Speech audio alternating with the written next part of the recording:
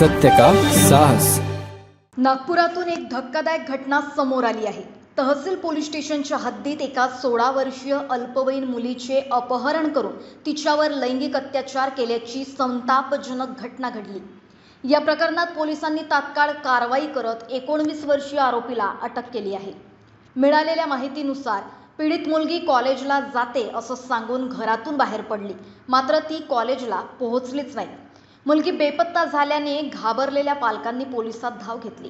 तपासादरम्यान असं निष्पन्न झाले की फैजुल अन्सारी रमजान अन्सारी वय वर्ष 19 डोबीनगर यानं या पीडितेला लग्नाचं आमिष दाखवून किंवा जबरीनं प्रेमाच्या जाळ्यात ओढलं। आरोपीने या मुलीला विविध हॉटेल्समध्ये नेऊन तिच्यावर वारंवार लैंगिक अत्याचार केल्याचे समोर आले।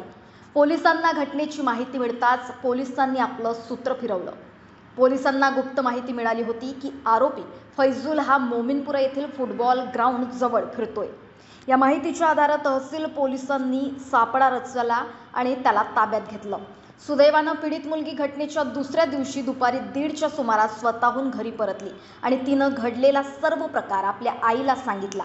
या गंभीर घटनेनंतर पोलिसांनी गुन्ह्यात पॉस्को कायद्याची कलमं वाढवली आहेत। सध्या पोलीस या प्रकरणाचा अधिक तपास करतायत। अशा घटनांमुळे पालकांमध्ये चिंतेचं वातावरण पसरलंय। पोलीस स्टेशन तहसील येथे अपराध क्रमांक 93/2026 कलम 137(2) भारतीय न्याय संहिता अन्वये अपहरणाचा गुन्हा दाखल करण्यात आला होता। यातील फिर्यादी महिला ज्या आहे त्यांची एक अल्पवयीन मुलगी वय वर्ष 16 ही कॉलेजमध्ये जाते असं सांगून ती कॉलेजमध्ये पोहोचलीच नाही। त्यामुळे त्यांना अशी शंका आली की मुलीचं कोणीतरी अपहरण केलं असावं आणि या भीतीमुळे त्यांनी पोलीस स्टेशनला तक्रार दिली आणि तात्काळ यामध्ये गुन्हा दाखल करण्यात आला होता।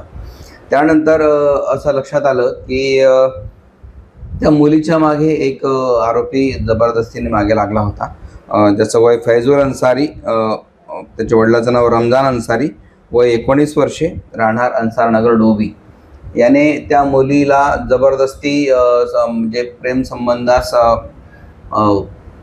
होकार देण्यास बाध्य केले आणि तिचा पाठलाग करून सतत तिला त्रास देऊन तिचा जबरदस्ती होकार मिळवला आणि तिच्यासोबत वेळोवेळी वेगवेगळ्या हॉटेल्समध्ये तिच्यावर लैंगिक अत्याचार केलेला आहे।